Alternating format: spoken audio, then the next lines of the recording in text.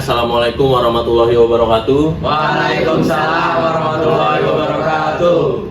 Selamat pagi, kita dari kelompok 7 pengen mempresentasikan analisa permintaan dan penawaran produk pangan di Indonesia. Dan kita kelompok 7 di sini kita berempat, dan saya sendiri Abdullah Fikri Wiguna. Saya Raffi Diansa. Saya Mazaya Yashfa Zahra. Saya Agwini Providensia Chandra.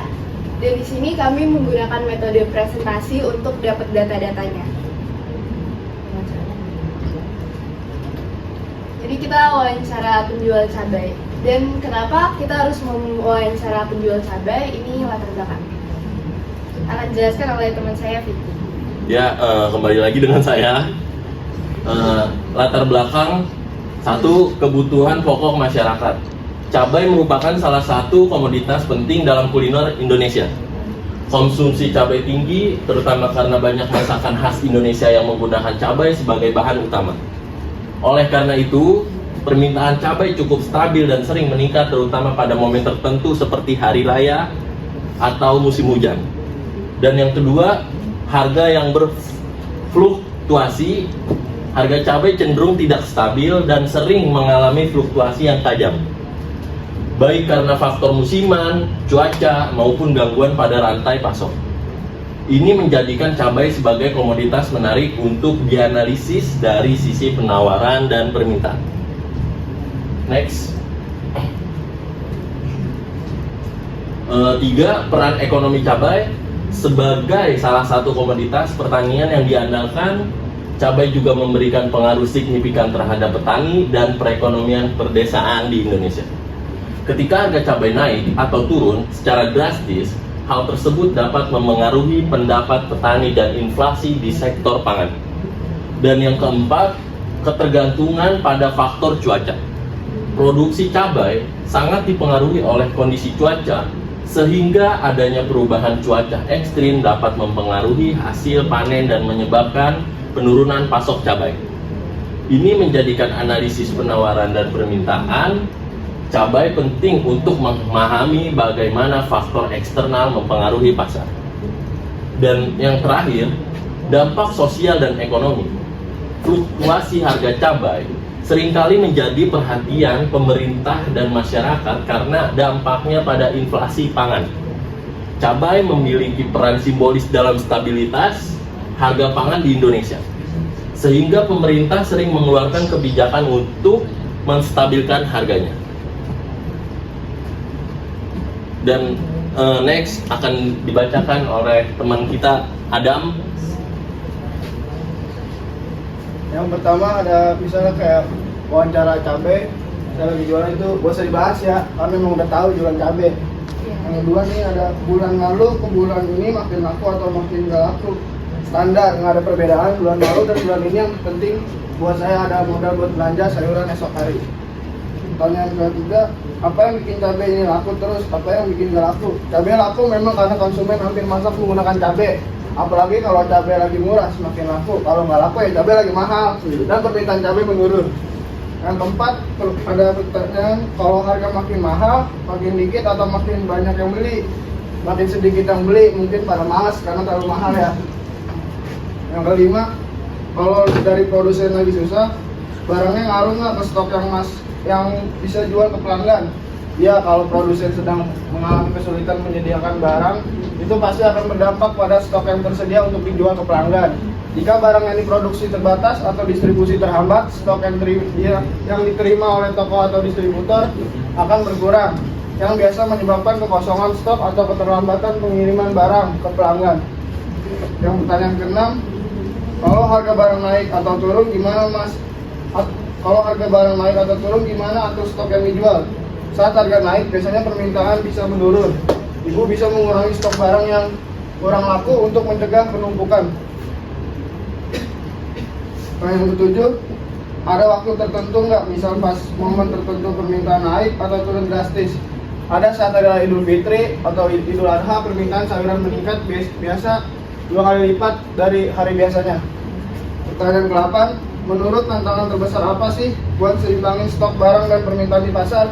Menurut Ibu, tantangan terbesar dalam menyeimbangkan stok barang dan permintaan di pasar yang ketidakpastian permintaan dan perubahan harga.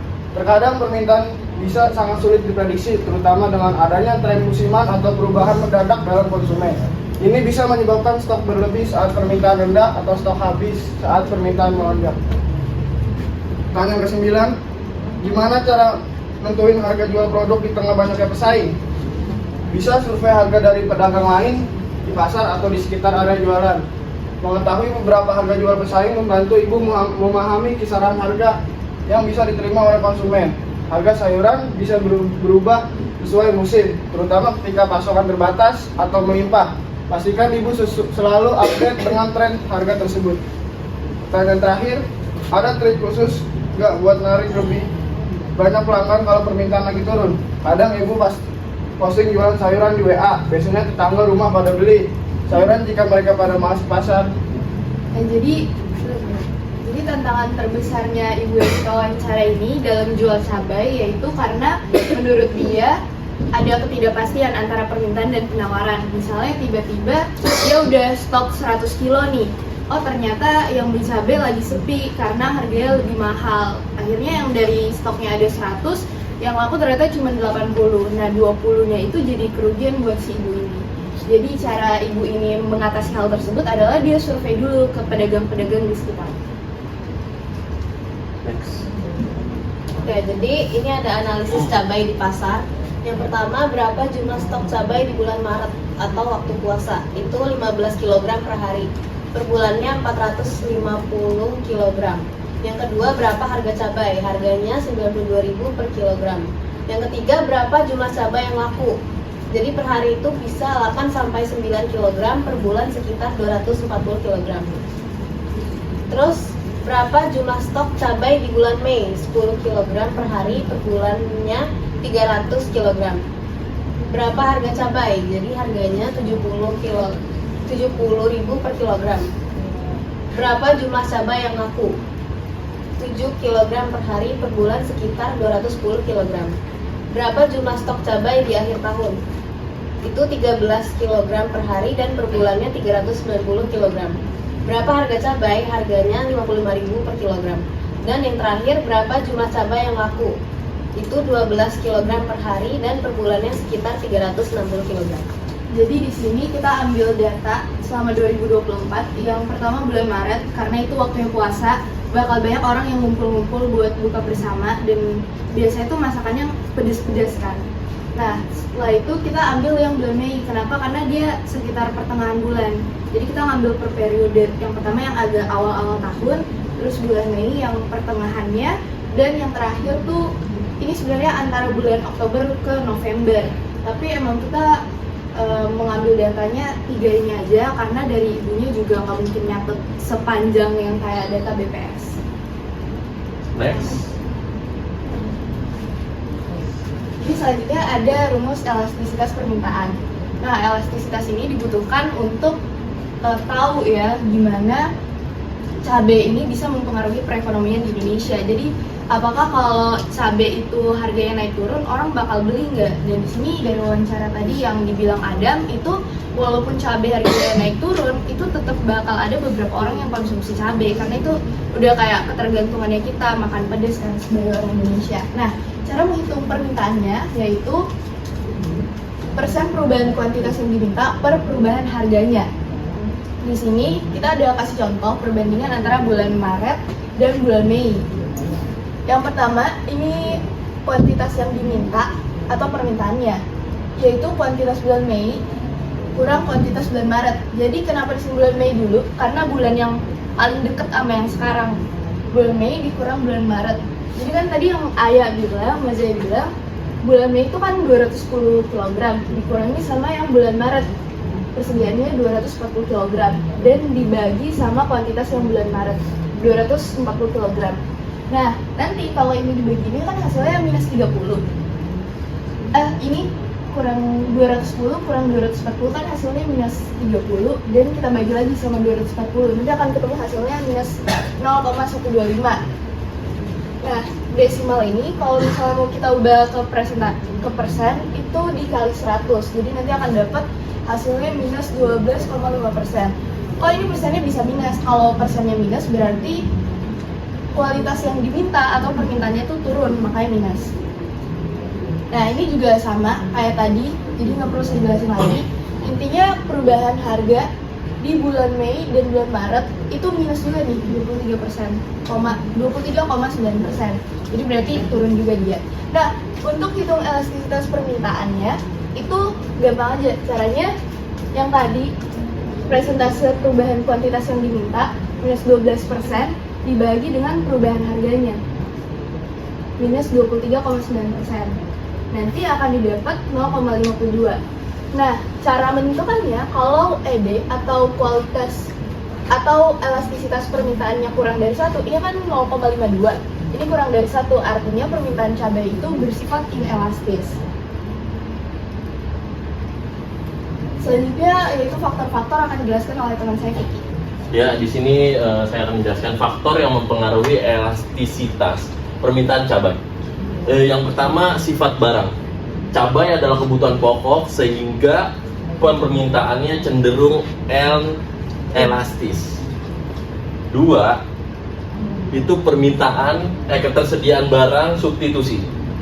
Jika ada banyak alternatif bumbu masak, elastisitas permintaan cabai cenderung lebih tinggi. Dan ketiga, pendapatan konsumen. Konsumen dengan pendapatan tinggi cenderung kurang sensitif terhadap perubahan harga. Dan yang keempat, kebiasaan konsumsi. Jika konsumen sudah terbiasa mengkonsumsi cabai dalam jumlah yang banyak, elastisitas permintaannya akan lebih rendah. Mungkin itu adalah faktor-faktor yang menyebabkan dan mempengaruhi elastisitas permintaan cabai. Selanjutnya saya akan menjelaskan kurva permintaan dan penawarannya. Ini data yang kita pakai yang bulan Maret, Mei, dan November. Oke, bagian sini itu yang QS, itu supply atau penawarannya, dan demand yang diminta. Next. Nah ini grafik penawarannya. Ini kita buat berdasarkan data sendiri. Jadi kalau penawaran atau si ibu-ibu yang jual cabai tadi, ibu siapa namanya? Bu Ina. Oh, iya. Bu Ina. Kalau Ibu Ina yang jual cabai tadi di harga 55.000, yang beli cabainya itu 290. Nah, tapi kalau misalnya dia jual kalau dia jual 55.000, dia bakal jual 290 kilo cabai. Kalau dia jual 70.000, dia bakal jual 30 kg cabai. Kenapa? Kok lebih mahal, lebih banyak? Karena dengan si Bu Ina menjual cabai yang lebih mahal, dia otomatis dapat keuntungan yang lebih banyak juga. Makanya dia semangat dong ngejualnya, karena dia dapat untung yang lebih banyak, makanya dia lebih banyak lagi ngejual cabainya. Kalau dia dapat untungnya lebih dikit, dia bakal, ini nanti grafiknya bakal lebih kecil nih sini-sininya. Dan di sini pengaruh harganya semakin tinggi harga atau P. Jadi ini harga ya, kalau grafik sini harga dan sininya supply. Kalau semakin tinggi harga, yaitu P, penawaran juga bakal semakin tinggi. Ibu Ina bakal semakin menjual karena harganya mahal. Nah, sedangkan kalau dari sisi permintaan, misalnya Adam beli cabai ke Bu Ina. Kalau harganya 55.000, Adam bakal beli 200 kilo cabai. Tapi kalau harganya 70.000, Adam bakal beli 210 kilo cabai. Nah, ini tuh naik. Kenapa naik? Kok bisa Adam beli makin banyak padahal makin mahal? Karena ada faktor-faktor lain yang dibilang kayak Vicky. Misalnya lagi puasa, cabai kan mahal ya, tapi Vicky mau bukber nih. Nah, biar gimana pun Vicky tetap beli cabai dong, karena dia mau makan bareng sama teman-temannya. Jadi walaupun lebih mahal, itu tetap lebih banyak. Tapi nggak berpengaruh banget ya, cuma 10 kilo. Selanjutnya untuk 92.000 itu permintaannya 360. Tapi di sini permintaannya tuh cenderung menurun sebenarnya, walaupun ada faktor-faktor lain yang akan mempengaruhi permintaannya meningkat. Maka konsepnya di sini adalah semakin tinggi harga atau P, maka permintaan akan menurun. Nah, ini tuh grafik keseimbangan. Ini titik keseimbangannya. Sebenarnya secara simpel, titik keseimbangannya itu permintaan sama dengan penawaran, di mana orang yang minta cabai sama orang yang menawarkan cabai itu sama-sama diuntungkan gitu loh. Kayak Adam mau beli cabai, tapi dia nggak ngerasa itu kemahalan, dan ibu yang jual cabai itu nggak ngerasa bahwa dia jual dengan harga yang sangat murah sampai dia kayak bangkrut atau nggak kayak rugi gitu. Jadi di sini kita mau ambil deal tengahnya, yaitu ini. Nah selanjutnya misalnya nih 55.000 yang kayak tadi saya udah jelasin, bakal yang beli 200. Jadi cara menentukan titik keseimbangannya adalah grafik permintaan yang tadi harganya semakin tinggi bakal semakin dikit yang beli, itu kan nurun ya. Jadi grafik permintaannya nurun. Dan kalau grafik penawarannya semakin mahal bakal semakin banyak nih si ibu ngejual, itu grafiknya naik. Dan di sini sisa ini ya sudut-sudutnya grafik ini, sisa kita sambungin aja nih. Ini kan tadi permintaan kalau harganya mahal bakal turun ya, bakal dikit yang beli. Nah turun, terus habis itu penawarannya naik nih, kita ngikutin sudut-sudut harganya kayak gini. Dan ketemulah di permintaan sekitar 290 dan 30 yang imbangnya, dan harganya sekitar 55.000 sampai 70.000. Nah maka si ibu tadi harusnya menjual di harga kisaran segini 55.000 sampai 70.000 supaya bisa dapat deal yang pas sama Adam yang mau beli cabenya. Next.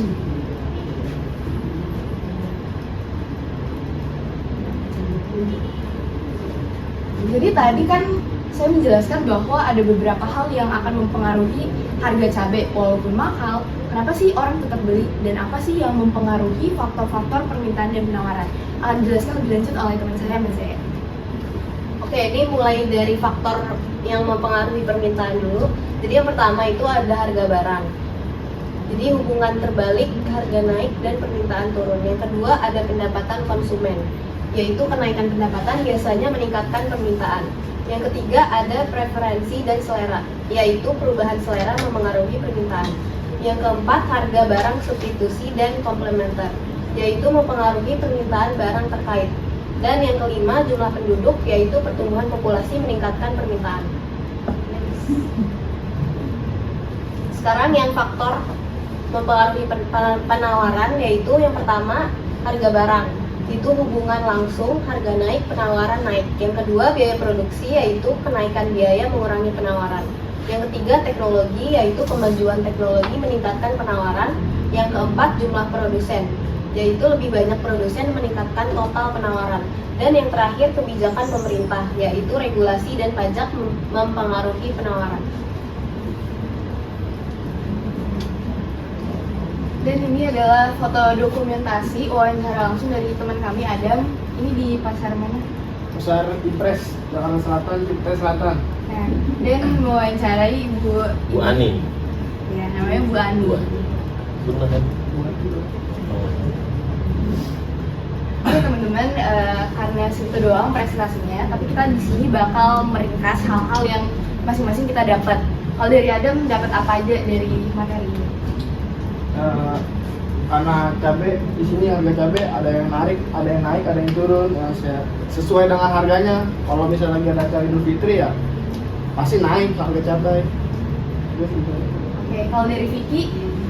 Ya, mungkin dari saya kesimpulannya adalah harga cabai itu sangat fluktuasi ketika hari raya, bulan puasa atau di akhir tahun itu bisa menyebabkan harga tingginya cabai.